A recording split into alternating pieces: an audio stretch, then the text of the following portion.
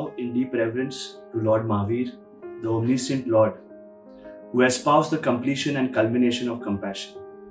I bow in utmost reverence to Srimad Rajchandraji, an epitome of pure and selfless compassion, who played a pivotal role in the making of Mahatma Gandhi and inspired many revolutions of non-violence and compassion across the world.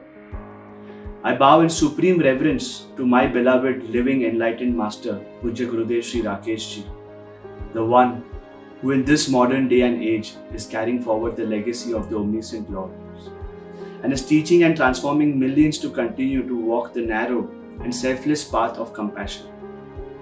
Compassion and religion, how are they related? There was once a saint in Japan who was eager to translate a Buddhist scripture from the Indian Pali language to Japanese. However, this work demanded a great deal of energy and financial resources. He was determined. After 10 years, he gathered the necessary funds, and just then the region was struck by famine, and he offered all the funds for famine relief. Another 10 years, he worked relentlessly to gather funds, and just then the region was hit by floods, destroying almost everything, and once again, he offered all that he had collected for the relief. Old yet undeterred, he set out once again to raise the funds, and this time he was finally able to complete the translation, and he published it in Japanese, and it read 3rd edition. Each of the efforts of relief were also a translation of the Lord's message. There are many great organizations today working tirelessly to provide aid and support, whether it is through humanitarian relief, addressing poverty, or mitigating the effects of climate change.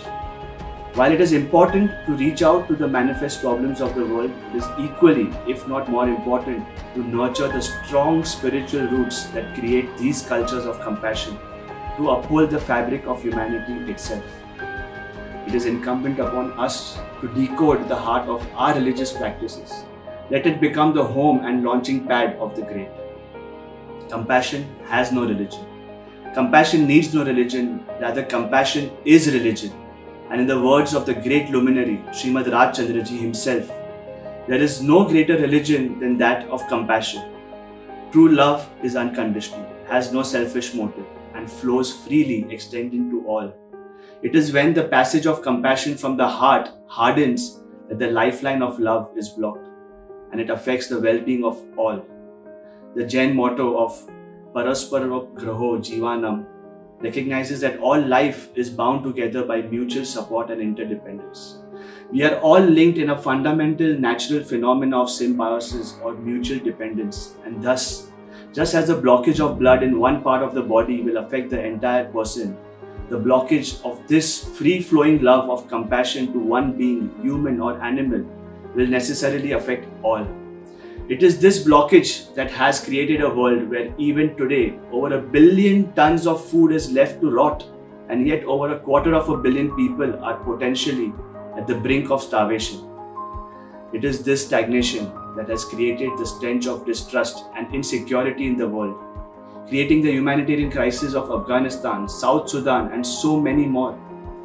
Without this free flow of love, that is compassion, we see a world that is increasingly dying and washing out due to the climate crisis, with species over species dying out.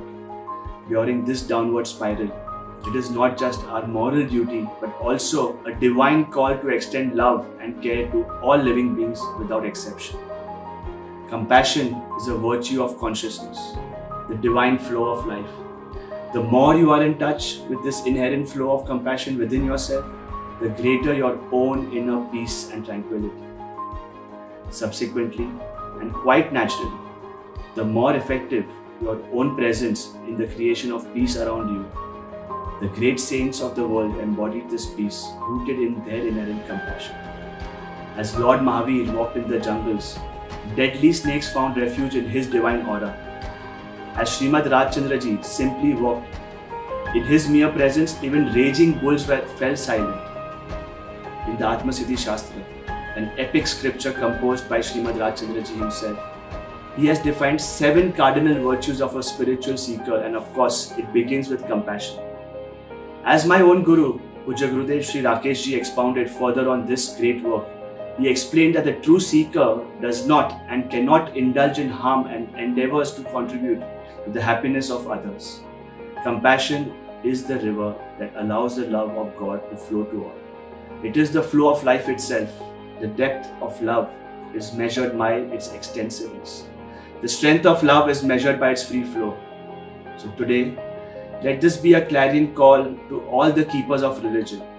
No matter what the color of our dress may be, no matter what the shape of our practice and devotion may be, let every act and ritual inspire this love of God to flow to all life without exception.